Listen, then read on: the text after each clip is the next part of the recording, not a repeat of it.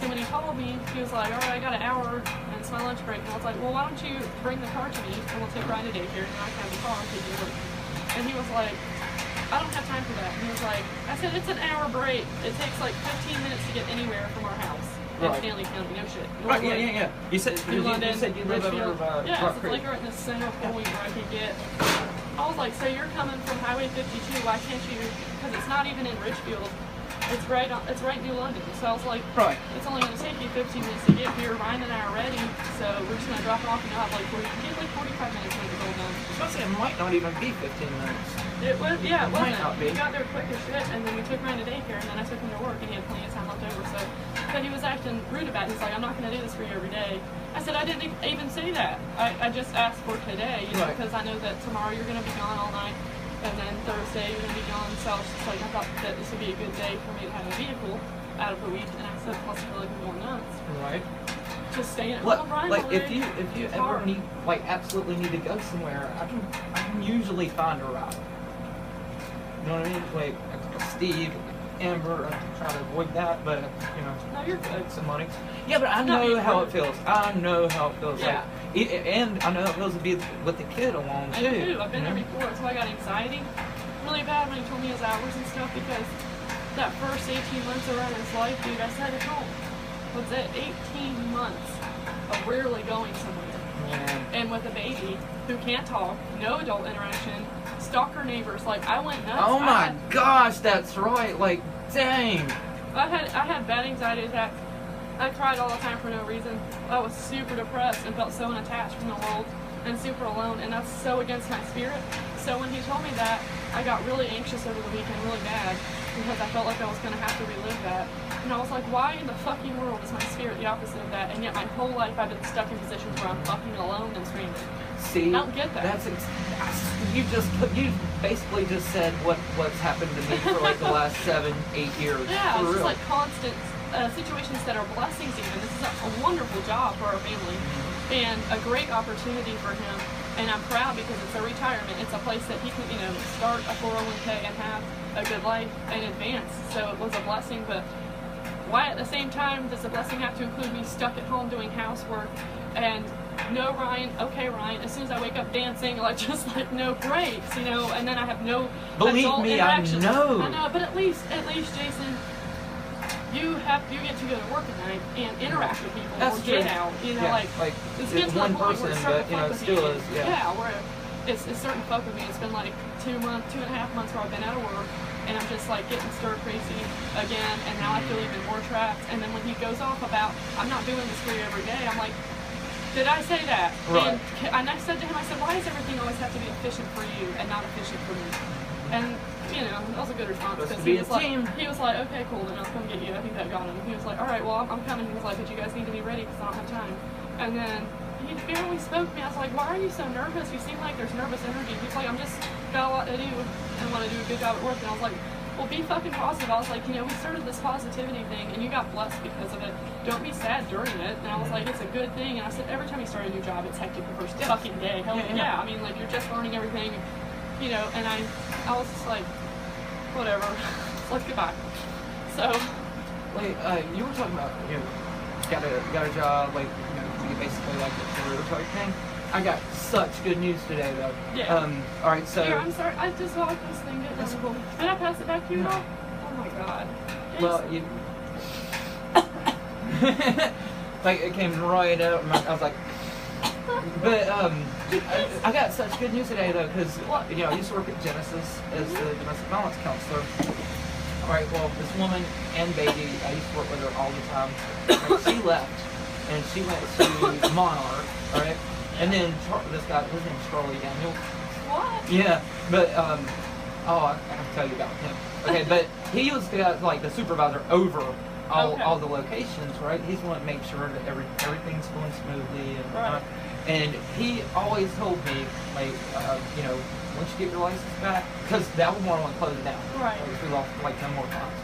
Yeah. Everybody was going to Kmart. It was right after the economy like really crashed. Oh, okay. Okay, so.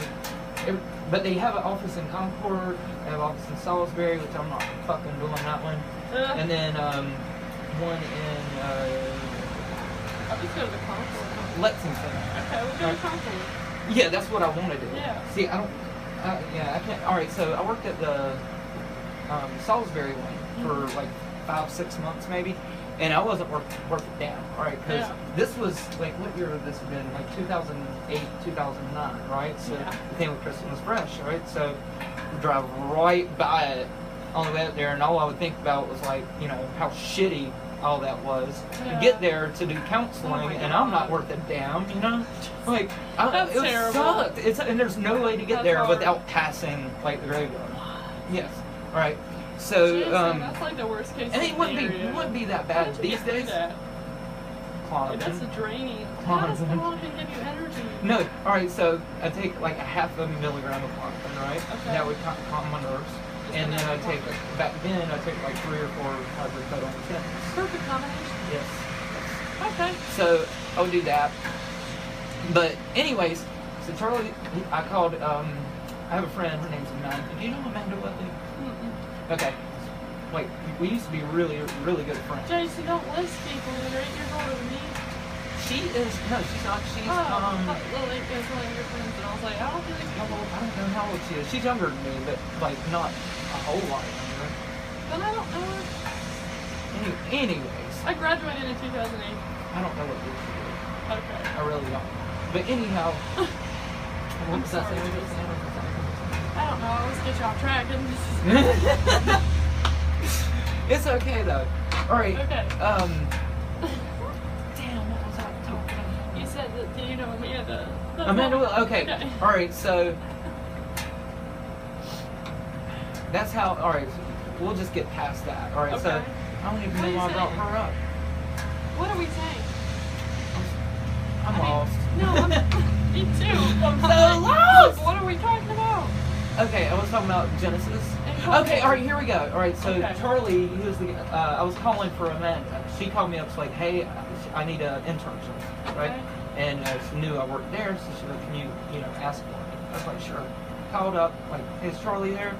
"Oh, he doesn't work here anymore."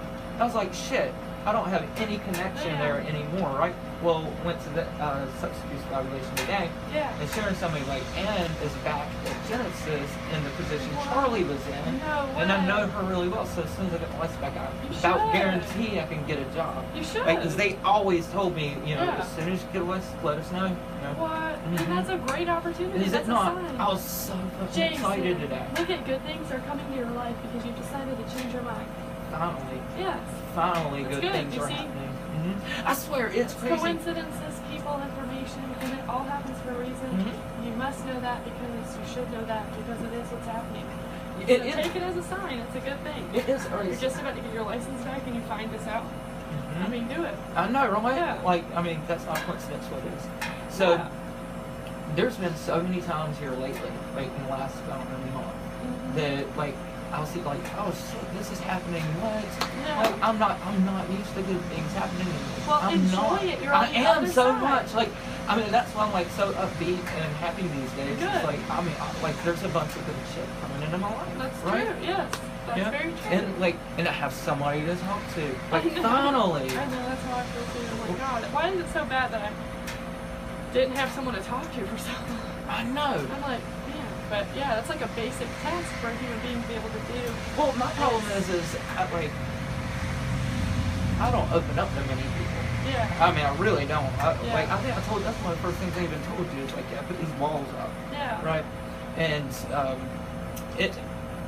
it's like a protection thing. You know what I'm telling you, you know, like, not sensitive, but feel things deeply. Yeah. All right, well, that's scary to me. Yeah. Right? All right, so you let somebody in and let them, like, know you. Yeah. Like, I don't know why, but that terrifies me. It terrifies me because I think a lot of it has to do with this, you know, I opened up before and got so crushed. It's because you don't like yourself. If you love yourself, then you have nothing to fear if anyone gets to know you because you love everything about yourself. I think there's some things you need to relearn to love about yourself. I think that's true. I think that's true, but I also truly believe a part of it is you know, like, I do feel things deeply, and you know, when you get crushed, like, that fucking hurts, and that's like I mean, it's gonna be instinct afterwards to like, can't let that happen. I can't let that happen. Yeah. You know what I mean? But you're right too, though. Like, I have learned to like things about myself lately. Yeah. And that's shocking in and of itself to me. Yes. Like, well, it really is. That's a good thing. I mean, fear is a killer too. You can't be so fearful. And you just gotta be cool within yourself so that you can be like, you know what, I'm confident. Confidence can convince anybody of anything. It can. You're so right. Always. That's why they call them con men. Yeah. That's why they call them con men. Yeah, well, there's a difference between being a douchebag and right. being Yeah. I'm just saying, it's like, if you're like absolutely confident and if you're like projecting, like, this is how it is, even if it's not, you know, that's confidence. Yeah, it's a good thing, because if you can find that within yourself, there'll be nothing to be scared of when you get to know people, because you're like, this is who I am, I love it, so here you go. Right. And you don't have to be so. Well, I am that way. I can go up and talk to anybody. Yeah. Like, I can, but when letting people like really know things about me, for some reason it's so different. But you also have to understand it was like such a big chunk of time that I was by myself. Didn't want to talk to anybody. Well, for a couple of years, I was like, I don't want to talk to anybody. Yeah. I don't want, I didn't want any interaction. Right. Yeah. So when I finally started coming out of that, all the friends I had at that time were gone doing their own thing. I don't even know them anymore. Right? And then you get like, I don't know, it's just a really slow like crawling out of it. And you start talking to more people, but I don't let them completely in. Like, and I don't know why I do that. Well, I don't think everybody, actually I don't think many people let others in right away either. Right. It's kind of like a protection of yourself. I'm more like, even with them. Like, there's things that I'm like, that's off limits. Well, listen, I don't know, because I think that's human nature, to protect your spirit. For some reason, that's like we're really protected over the spiritual side of ourselves. And so I don't think many people, talk about different things right away, but at the same time, I don't know what I'm saying. Did you lose it? I hate that so much. I hate that so much. But I completely understand what you were saying, though. I don't. You don't? No. Okay, so I don't even know where I was going. Okay, you were talking about when you first meet somebody, you don't talk about deep things. Yeah, I don't think so. Right. But I think if your soul begins to trust somebody, that you do. That's the key thing for me. Yeah. All right, so the whole trust thing. Yeah. I have issues with that. Like, serious issues with that. Most people do. You think so? Oh, yeah. Really? Unless they're dumb. Ignorant people. True. Ignorant people. But, okay, will get but, stomped all right, say you know over and over and over again. True. Before they realize there's no trust. But intelligent people don't fully put their trust in things right away because they realize that there's a risk. And so if you're smart enough to realize the risk, sometimes that's a good thing. Right. Yeah, I agree. I totally agree. But, all right, so, but if you know somebody for years, Jason. And you still don't, you know what I mean? And I can't help it. Like, no, I'm not arguing. I'm like trying to figure it out. I'm trying to make you feel normal, and you're trying to be like, no, and I'm like, damn it. No, it's not, like, I'm just trying to tell you how, like, things are to me, and, like, what you're saying, bouncing things back to me, I appreciate it because, I do, because there's things like, yes, you're right, you are right, but when I'm throwing things back, like, the trust thing and this, what I'm trying to do is, like, I just want to figure out why. I'm trying to figure out why you stop asking yourself why, and say, why not? That's the deepest question in life. So many people say, why? And so little people say, I'm definitely why a not? why person. Why not? Or move on, and that's what I'm trying to get you to do, because see, what it does for you when I help you move on is that you get happier and you get blessed, and you're in a better state. And so it might be hurtful that I say move on, but when you start talking about things that are sad, I repel them because I've been through that, and nobody believes that shit, but I've been through that, and it served me well just to move on. Right, and it's hard to do, I guess, for some people, but you have to do. But that's what I've been doing.